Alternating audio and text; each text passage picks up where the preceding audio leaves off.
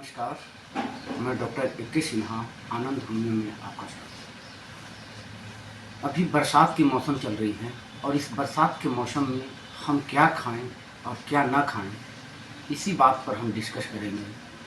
और हम लोग देखेंगे कि बरसात में कौन से भोजन को करने से हमें कौन सी हानियाँ होती हैं और कौन सा भोजन करने से हमें लाभ होता है। इस वीडियो को पूरा देखिए, आपको बहुत ज़्यादा इन्फॉर्मेशन मिलेगा। और वीडियो अच्छा लगे तो लाइक, सब्सक्राइब और शेयर जरूर कीजिए। चलिए बात करते हैं बरसात के मौसम। बरसात के मौसम में ज़्यादातर बैक्टीरिया और नमी की मात्रा होती है। संक्रमण फैलने की संभावना ज़्यादा से ज़्यादा होती है। इस स्थिति में हमें बरसात के मौसम में जो संक्रमण होता है उसमें diarrhoea, food poisoning, skin eruption और कई तरह के बैक्टीरियल ग्रोथ हमारे शरीर में होता है।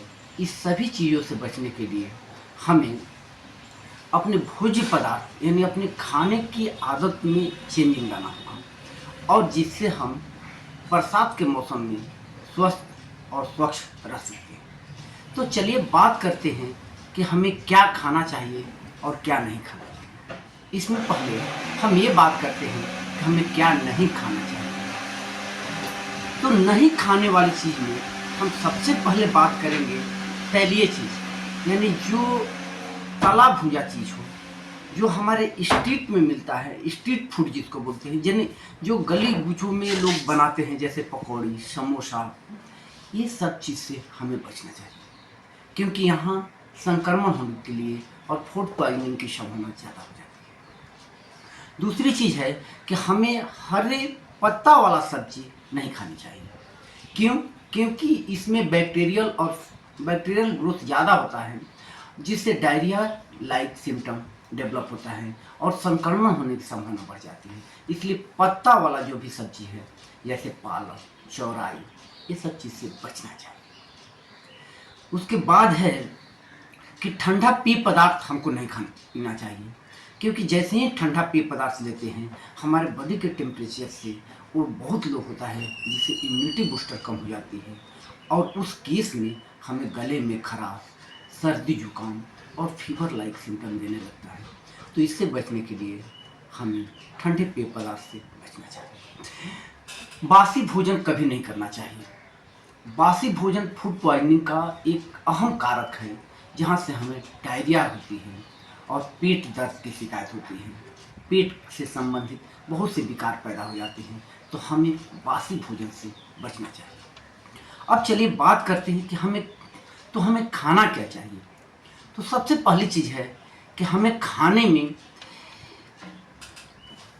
उबला हुआ बहुत अच्छा से और सूप का ज़्यादा प्रयोग करना चाहिए, जैसे टमाटर का सूप हो, जो पचने जोग हो, जो सुपाच्य हो, ज़्यादा पचे और रोग प्रतिरोधक क्षमता ज़्यादा बढ़े।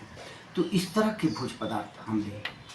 दूसरा है कि मसाला कुछ, जैसे हमें बरसात के मौसम में हल्दी, अदरक, तुलसी, काली मिर्च, ये सब चीज़ें जरूर खानी चाहिए एक लिमिट मात्रा में। उसके बाद है सीजनली फ्रूट, जो भी मार्केट में बरसात के मौसम में फलें आती है, जैसे अमरूद, नाशपाती, सेब, इस सब चीज़ को ज़्यादा खाना चाहिए क्योंकि इसमें एंटीऑक्सीडेंट और रोग प्रतिरोधक क्षमता बढ़ाने की कैपेसिटी होती है, यानी हमारे शरीर में ऑक्सीजन के लेवल को बढ़ाने वाला ये सब फूड है, तो हमें खानी चाहिए। गुनगुना पानी पीना चाहिए।